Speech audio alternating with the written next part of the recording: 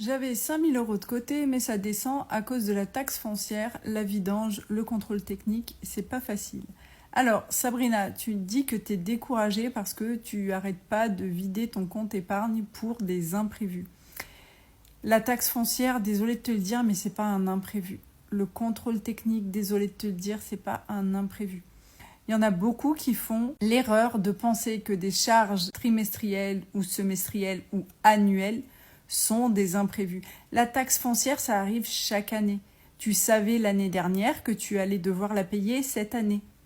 Et la différence, c'est que si tu ne mets pas cet argent dans ton budget chaque mois, justement pour ne pas perdre de vue la somme que tu vas devoir sortir en octobre, tu vas te retrouver, quand tu vas recevoir le mail des impôts pour payer la taxe foncière, à taper dans ton épargne de sécurité.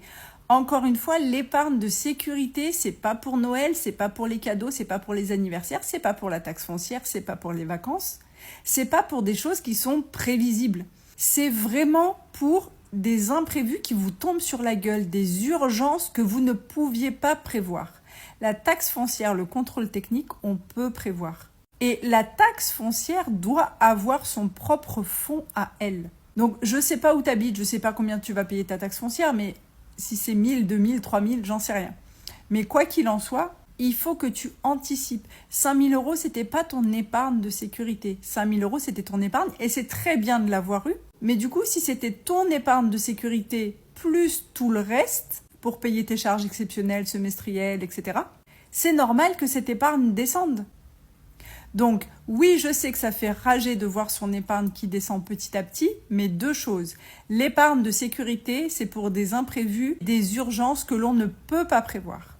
Et deuxièmement, c'est normal de voir son épargne descendre quand il faut payer des charges trimestrielles, semestrielles, annuelles. Oui, ça fait mal, mais l'épargne est fait pour ça. L'épargne, c'est pas un produit d'investissement. C'est pas là pour vous faire de l'argent. C'est là pour vous sécuriser. Que ce soit l'épargne de sécurité ou autre. Ça vous sécurise ou ça vous aide à payer un projet ou autre. C'est le seul but de l'épargne.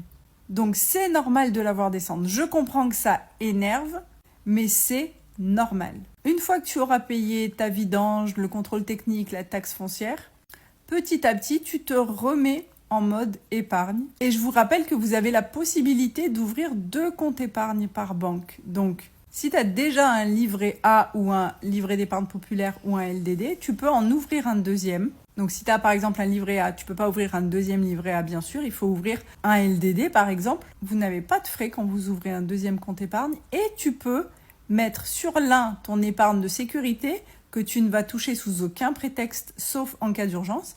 Et sur l'autre, tu peux l'intituler, parce que vous pouvez donner des petits noms à vos comptes épargne, tu peux l'intituler charges annuelles, trimestrielles, etc. Et tu verras que tu vas mieux l'appréhender et ça va moins te faire chier de voir que cette épargne descend parce que cette épargne a un objectif. Courage à toi.